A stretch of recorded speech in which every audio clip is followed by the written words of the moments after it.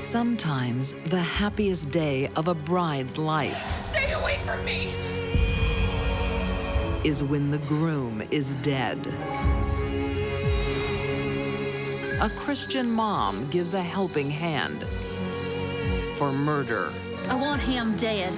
She was offering $5,000 to $15,000. I said I needed them. A policeman's wife takes the law into her own hands. Domestic violence frequently ends in death. And a military bride does anything to escape divorce. God help the next man who has a relationship with her. These deadly women write their own wedding vows. They promise, from this day forward, to have and to kill.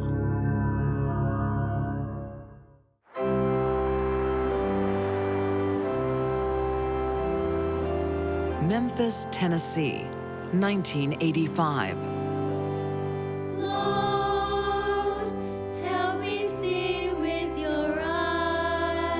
Sundays are a day of worship for the Owens family. Morning and night, they go to church. 32-year-old Gail is in the choir. She did appear to be the perfect mother. I mean, she sang in the church. She took care of 2 sons. Her 37-year-old husband, Ron, is a respected member of the congregation. Ron Owens was very active in church as well. He would stay after church on Sunday to coach basketball. Their 2 sons love helping Dad. Oh, that was beautiful, ladies. Congratulations. I'm just going to train and all right, the boys come. Her and her husband had essentially the image of a perfect relationship. Just make sure you're not late for dinner, right? Gail looked like a devoted wife and mother. Took care of her family, involved with the church.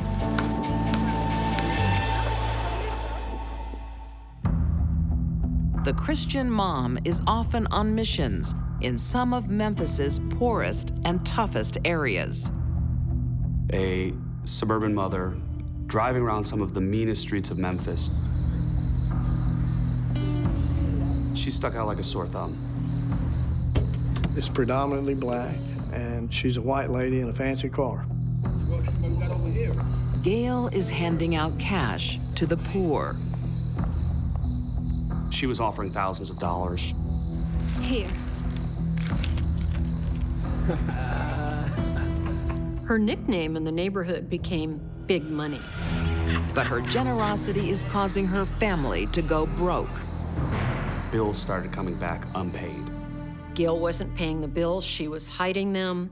Debts were piling up. Finished for the day? Yes, I am. Well, you have a lovely evening. Ron has no idea what his wife's up to. It's not the first time she's kept a secret. For a number of years, Gail embezzled money from her employers.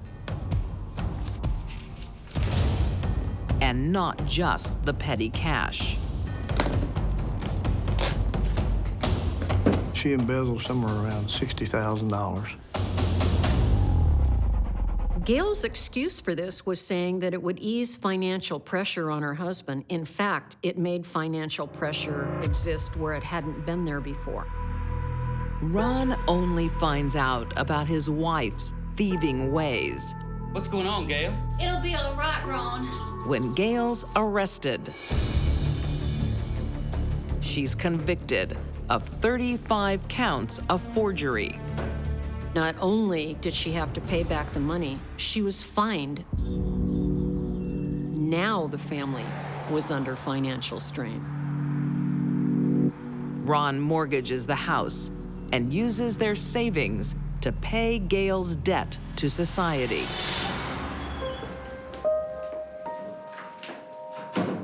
Mommy! After serving 60 days in jail, Gail comes home to a frosty welcome. I'm going out.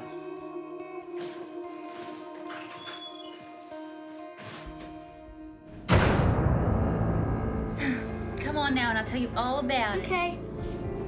There are questions about how much friction the embezzlement case and other deaths had on their relationship. Publicly, Ron stands by his wife. Privately, the hospital nursing administrator is mortified by Gail's crimes. That ended up being a serious problem for the couple. He was angry, he was ashamed. Close the door. But Ron has a shameful secret of his own. Lock it. Ron had been having an affair with a woman at work. She follows her husband to work. Gail realized that her husband was having an affair and confronted him about it. Proud of yourself? She actually caught him with his mistress in a parking lot. How dare you? How dare you? Furious at his betrayal, Gail won't turn the other cheek. She went to confront him, and she's alleged that he slapped her. You monster! They actually may have been headed to divorce because of this and other issues. Gail fears divorce will cost her more than a husband. She'll lose her meal ticket. And because she's a jailbird, custody of her 2 sons. I would say things were about as bad as they could get in the Owens household, but I'd be wrong. They were about to get a lot worse. She became desperate. On the surface, Ron and Gail Owens appear to have the perfect relationship. Living in the middle-class city of Bartlett, Memphis. Until tragedy. Ron is the victim of a brutal home invasion. Robbery seemed like it was a plausible motive in that he didn't seem to have any enemies at the time. He was well-liked in the community and active, so there's no reason to think that anybody would have wanted him to be murdered. The attack stuns the community. Violent crime is rare here. When this murder happened, it was the second murder that they know of being recorded. Nothing is stolen, and Ron has no known enemies. It's a baffling case. Until police get a call from the other side of town. A few days later, when a man named George James came forward and said that Gail Owens had offered him money to kill her husband.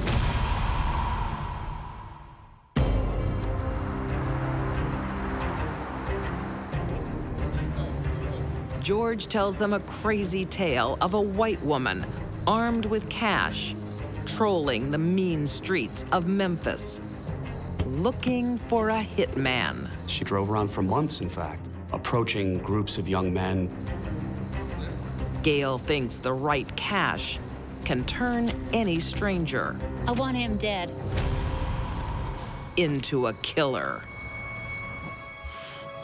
How much? 5,000. I'm gonna need some money. I'm gonna need some money up front. There were several men who ostensibly took her up on the offer, but essentially scammed her. She was offering thousands of dollars, and there were people who said sure, and then she never heard from them again. She was a laughingstock. They took her money, though. Gail is conned out of thousands of dollars, but she doesn't give up. She ran out of money, but that didn't deter her. She was bound and determined to find someone to kill her husband, and eventually she did. This is the house. 42-year-old Sydney Porterfield Then follow me in through is willing to murder now and be paid later. When do I get paid? when his life insurance comes through. How much? He had quite a background in criminal history and assaults and other things. Ron's death will make Gail a wealthy widow. Gail Owens stood to gain $115,000 from Ron Owens' life insurance policy. It's nice dribbling, Brian. Come on, Steve, take defense. Go, shoot, go. Oh, nice. Go, boys. February 17th, 1985. Like every other Sunday, the Owens family go to church. Mom, how do we do basketball practices, Dad? No, not tonight. Oh, please. Why not? But after the service, Gail changes their routine. Come on, Gail. The two boys always liked to watch Ron play basketball. And that particular night, she wouldn't let them watch and made them go with her to her sister's house. Tonight, she wants Ron home alone to greet her paid guest. So that night, Ron parked his car in his driveway, walked into the house,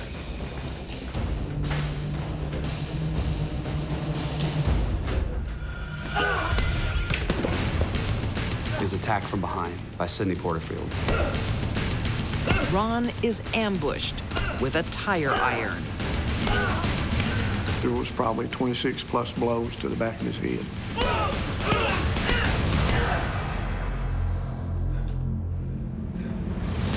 It was hit so hard it appeared that you would have taken a small hand axe and hit somebody in the back of the head. That's how split open it was. Incredibly, Ron clings to life. Dad? When Gail and her two sons return home later that night, she lets the 11-year-old lead the way. She had her son go into the house. Of course, he found his dad in the floor, and that's when the police were called.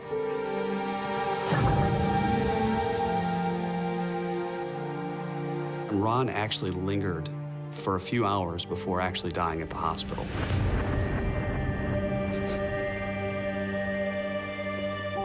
I'm not sure which is worse, having her husband killed or allowing one of her children to find his father's body. After months of planning, Gail is finally a wealthy widow. But her celebrations are short-lived. I want him dead. One of her would-be hitmen is telling all. When he told us that she had tried to hire him, we had him call her, and he told her that she didn't give him some money. He was going to the Bartlett police. George plays the lead in a sting. Look, you don't need to know anything else.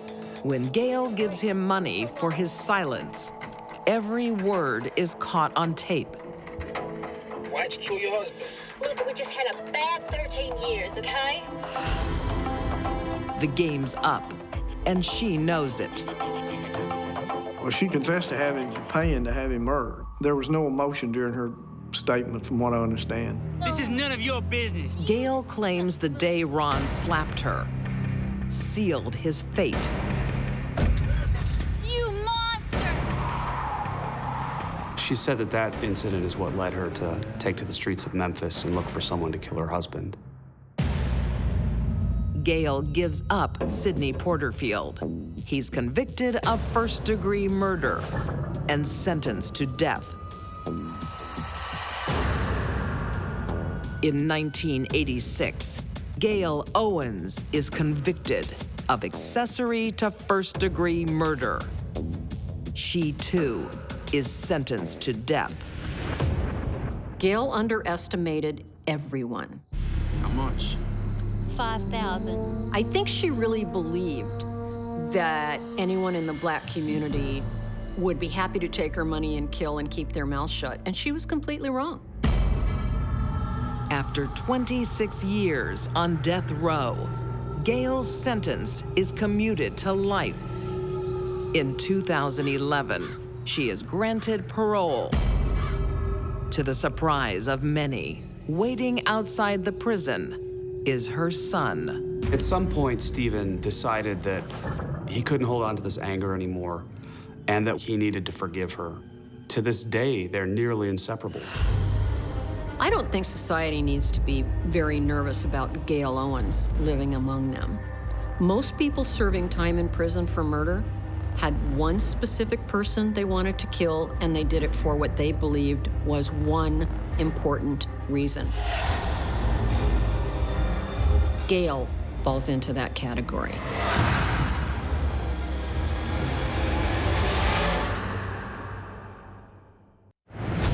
Who is she? I want to to know who she is. And there's nobody. Yes, there is. Now you tell me who she is. Every home has secrets. People around them started seeing these cracks. $500 on clothes. Some about everyday life. They argued a lot about Kim's spending. Others are unthinkable. Stay away from me. I wished he'd left and taken the kids at that point.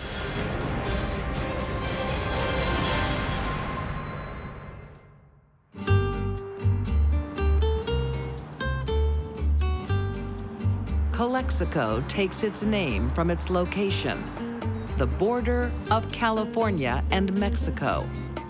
It's a rural area, extremely impoverished. The population is predominantly Hispanic. In 2006, new residents come to town, the Kano family. 37-year-old Kim convinces her husband Frank to leave Los Angeles for the desert life. They move to the upscale side of town. They purchased a 5-bedroom home in a brand new subdivision. The couple is raising 4 children. They're 3, and Kim's teenage daughter from her first marriage. Pass. Frank basically was just best husband. He would just go to work, come home, dedicated his time to his kids and his wife. But people around them started seeing these cracks. I've got chores for you. Yes, boss. Everybody had to do what she said, and they better hop to it. Frank lets her run the house. But one thing he won't give up is the job he loves as a California Highway Patrol officer, even though that means a 400-mile round trip to and from work. Kim insisted that they move 3 hours away from where Frank worked. I don't know what she was thinking. It's a sacrifice Frank makes to keep Kim happy. It made it really rough on Frank. Now he had to work a night shift and swing shift, and it really messed up his sleeping habits. Frank gave her everything within his power to give. A home, beautiful children, amenities, love, affection. Is that perfume? Kim, don't start. But Kim suspects his true affection lies elsewhere. She suspected Francisco was possibly having an extramarital affair in Los Angeles. Frank denies cheating, but admits he has a close female friend at work. She accused Frank of having an affair. He said, no, she's just a friend. And that Frank was a very friendly guy. But from that point on, Kim was very suspicious about him. There is another problem in the home. Kim's spending. What's this? $500 on clothes, $200 on a purse. I needed them. Frank had a pretty good salary insofar as being a trooper. It was never enough for Kim. But I think if Frank had made $1 million a minute, it wouldn't have been enough for Kim. This has got to stop.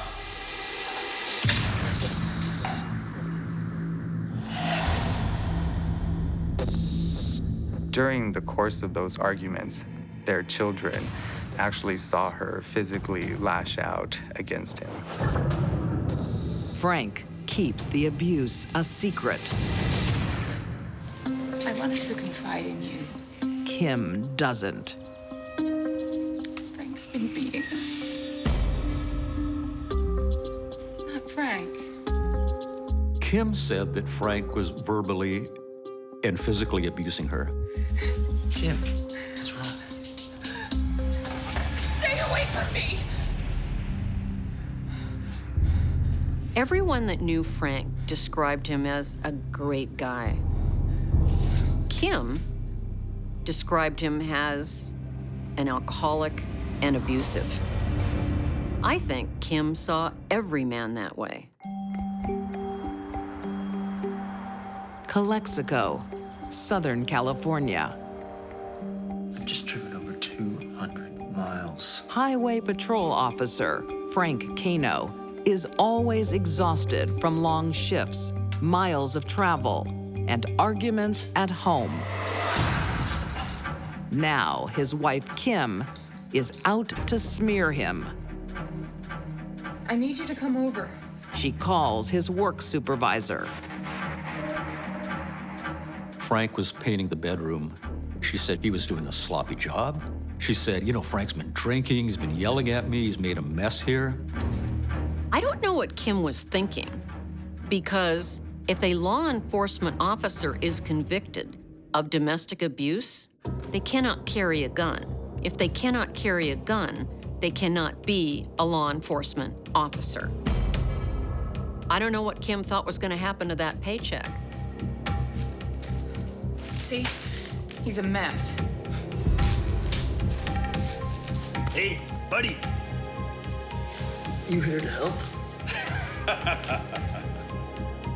When Kim left, the supervisor said, Frank, maybe you better get marriage counseling. They never get a chance to visit a counselor. Oh, please hurry! I didn't know the gun was loaded. I didn't know. Just days later, on December 4th, 2006. He's gone. No! Frank is dead, the victim of a terrible accident. No! Kim says it should be her lying dead.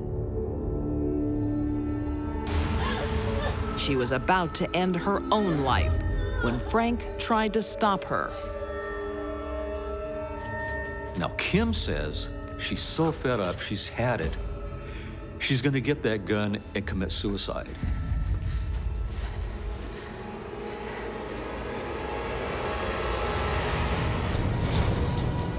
Frank comes into the room. Stay away from me! Kim says she's frightened. She says he's angry. She aims the gun up at the ceiling, she says, closes her eyes and takes a shot.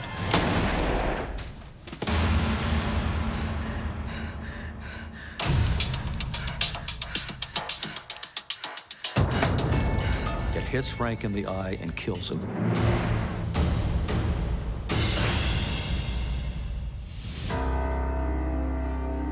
Detective Julio Diaz starts investigating Kim's story and finds the couple has been constantly fighting, or at least one of them has.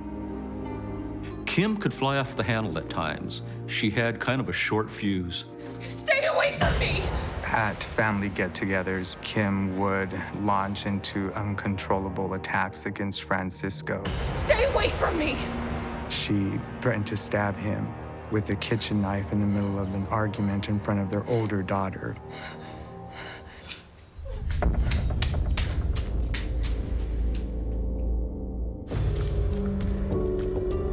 I want to know who she is. There's nobody. Yes, there is. Now you tell me who she is. Their children tell a tale of spousal abuse by Kim. Well, why don't I just shoot you then? Well, go ahead and do it. See what happens. She remembers Kim telling Frank, well, how about if I just shoot you? And then he said, well, go ahead and do it and see what happens. Mom, Dad. Detective Diaz starts to realize the Kanos' lives aren't exactly how Kim portrays them. And then there's her story of the shooting. Stay away from me! She was just trying to scare him, so she shot him in the air.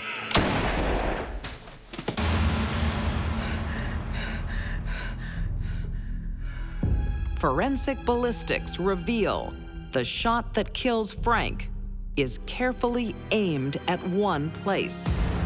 Her gun was at basically her face level. And I mean, it was pointing right at his face. There's no way that it was pointing at the ceiling because it wouldn't have hit his face. Kim Kano goes to trial for murder, and prosecutors make their case.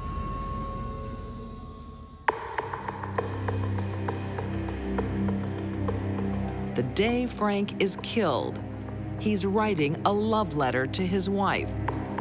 Frank! Frank! She called out to him. I need you up here. He abruptly got up from the kitchen table and went upstairs to see what the problem was. The problem is an angry wife with a loaded gun. What's wrong? Frank must have been astonished to see his own gun pointed at him like that. It must have been just horrifying.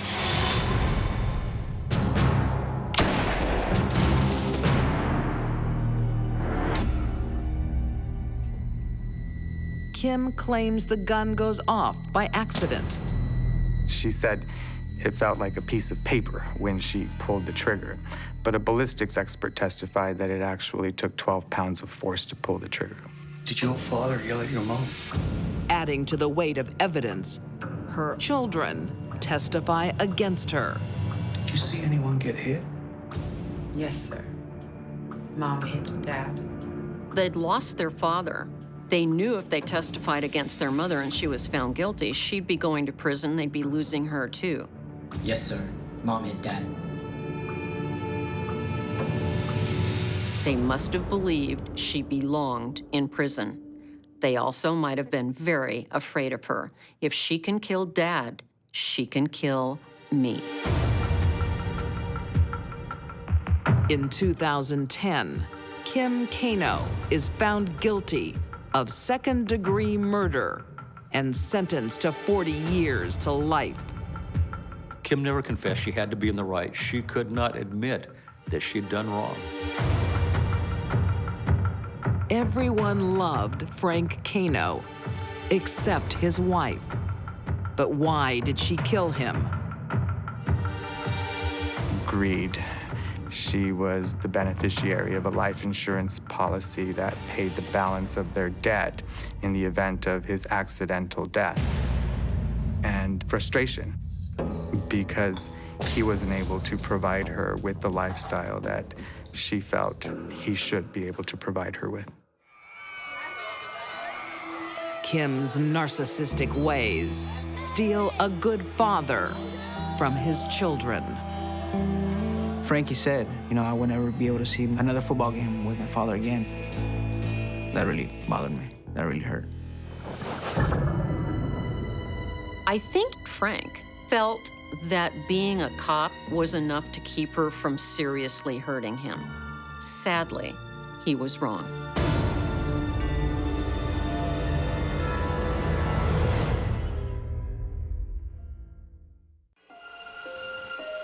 In the silence of darkness, Around 2:30, 3 o'clock in the morning, Taiishi got up. a young woman's life changes forever. She was in the bathroom. She didn't see or hear anybody. She just heard a gunshot. A tragic mystery to a life that started with such promise. It's just abhorrent. Fort Hood, Texas, one of the biggest military bases in the U.S. Its support town, Killeen, teams with young soldiers from all over the country, including 20-year-old Gary Proppp. Gary was born in Germany and grew up in San Diego, California. He joined the military after he finished high school, and he had never been to Killeen, Texas until he was stationed there at Fort Hood. Here in 1996, opposites attract. Carefree local party girl, 17-year-old Taiishi Grant, catches the soldier's eye. Honey. You want to marry him?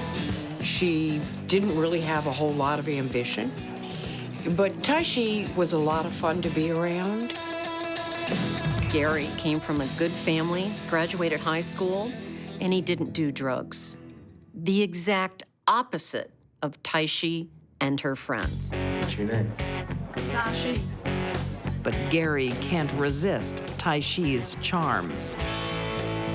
Gary was new in the area. He didn't know anyone. He was probably a bit lonely being away from his family. Romance blossoms, and in a whirlwind, there are wedding bells.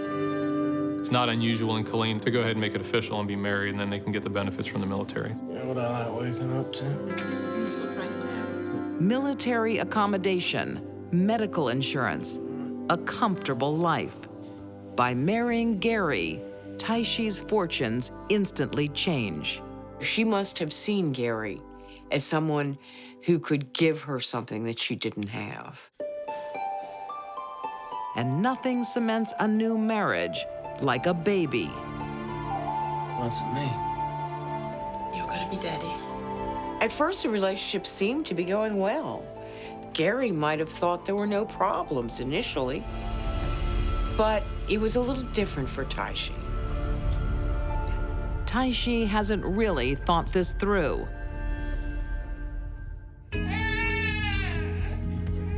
Life as a stay-at-home military mom Taiishi? is not Taiishi's idea of a good time. How can you live like this? You don't like it?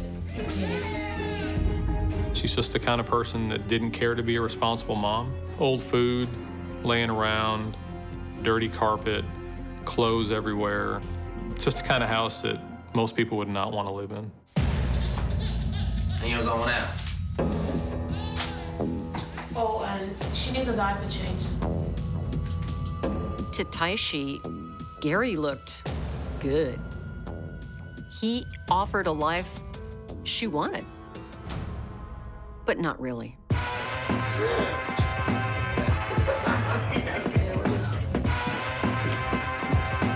She wanted to do what she wanted to do. Taiishi liked to party. She didn't really want to leave her friends and her druggy lifestyle behind. Taiishi leaves Gary holding the baby, while she plays around with an old high school sweetheart, 18-year-old Jacob Harris. That was what she really wanted. She was more committed to hanging out with her gang friends and her drug friends. Jacob Harris was one of them, her boyfriend. And that's what led to the animosity between her and Gary. Just a year into the marriage, Gary has had enough. Want to be a college boy? Taiishi and her husband decided to divorce. Gary plans to move back home to California. Maybe it's best if you don't come back. Damn right. I think to Taiishi, Gary represented a meal ticket. There's really no indication she ever even loved him. Gary's not only leaving Taiishi, he's leaving the Army and losing all the benefits of being a soldier. You divorce him, you won't get nothing. When he left the Army, his health benefits would end. In addition to that, he would no longer have the $200,000 life insurance policy. And Taiishi decided, well, it's time to get something from him before he goes. I'd be better off an army widow, wouldn't I? When Taiishi figured this all out, I think she set a date for his murder.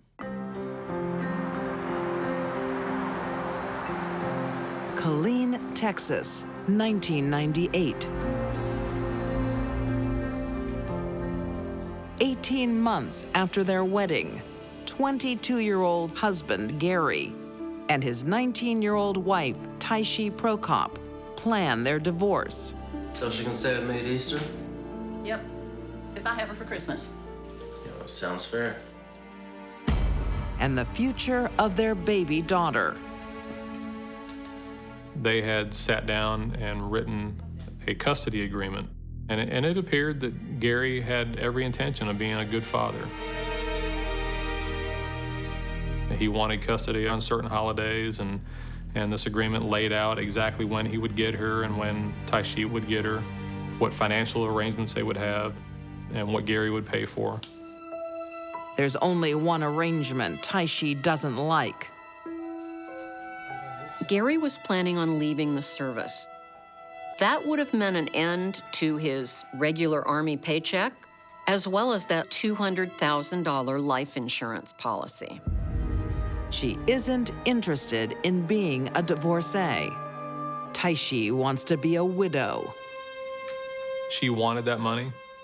She saw that as an opportunity for her to do other things. All right, so coming through here, this is the lounge room. With her lover, 20-year-old Jacob Harris, and 2 willing friends, Taiishi plans Gary's demise. What shocks me is how easy it was for her boyfriend Jacob to find people to help him do it. It's just abhorrent. 20-year-old Charles Chucky Turnbull will be the gunman. 19-year-old Rodney Barfield, the getaway driver. And I'll be out of town. Jacob gives himself the perfect alibi. He left and went to Missouri. You know, how can I be involved in a crime? I'm in Missouri, I'm out of state.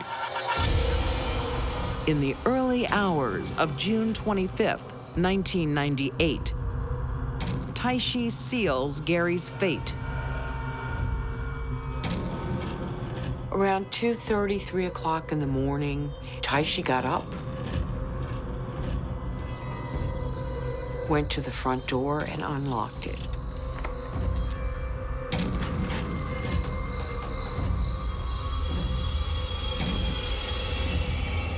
Chucky came into the house.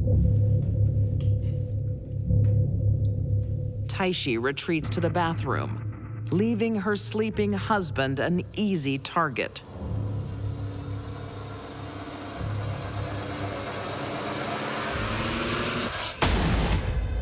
Chucky fired an assault rifle 1 time right into Gary's head and ended his life just like that. The murder of Gary Proppp was mercifully quick and painless. He was shot in the head while he was sleeping and never knew what happened. To complete the plan, Taiishi needs to play a shocked bystander. The story that she relayed was that she was in the bathroom. She didn't see or hear anybody. She just heard a gunshot. She was scared and she fled the house. Help! Help! She just ran straight to a neighbor's and called 911. Send the police! Someone shot my husband. But Taiishi is a bad actor. Someone shot my husband. Send help! She was a suspect right away. Someone shot my husband. Send help! It sounded in the 911 call as though she was trying to force herself to cry or to sound like she was crying, but officers on the scene said that she wasn't crying at all, that they never saw tears. There's another red flag for investigators. She forgot to bring her baby with her. What kind of mother would leave their baby in danger? Taiishi did, because she knew her baby was not in danger. But despite their suspicions, the police lack direct evidence, and for 3 years, Taiishi gets away with murder. Everybody thought that her story probably was not legitimate, but they had nothing to go on. Then Sergeant Patrick Turk gets a break in the case, thanks to a police informant. One of my sources came to me at one point and said that he had information about this Proppp murder that had occurred in 1998, and he wanted to talk to me about it. The informant leads police to the getaway driver, Rodney Barfield. It was Taishi's idea. Chucky was the shooter. Filled with remorse, he cracks. I was the driver. Over the course of about 5 hours, he confessed his full involvement in the crime. He cried as he confessed. You got the gun? Yeah. He detailed all the roles of all the individual players in the crime. The more co-conspirators you have in any plan, eventually someone's gonna crack.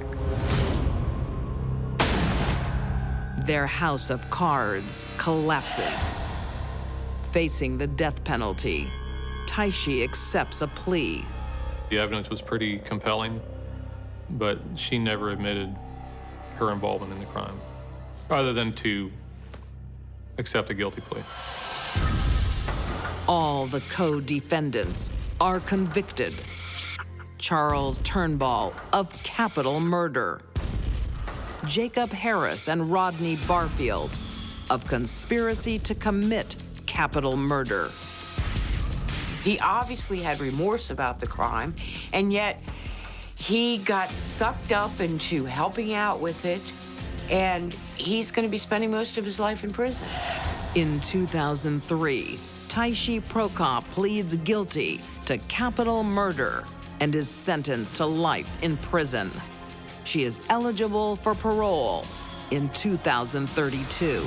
Taiishi is exactly where she belongs, and I hope she stays there for the rest of her life. A young man's bright future is cut short. Just a senseless death of a soldier unrelated to combat. He was a good dad. He was a good soldier. He was loved by his family. What's your name? Because he married the wrong woman.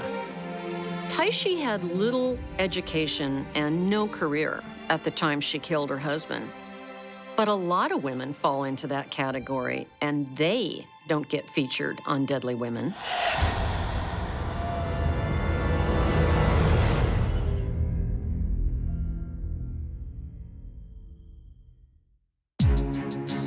These deadly women betrayed the most intimate trust. Gail Owens contracted out her husband's murder. Kim Kano took the law into her own hands. And Taiishi Propp's greed cost a young soldier his life. All three women killed those they vowed to love. For these brides, wedded bliss was to have and to kill.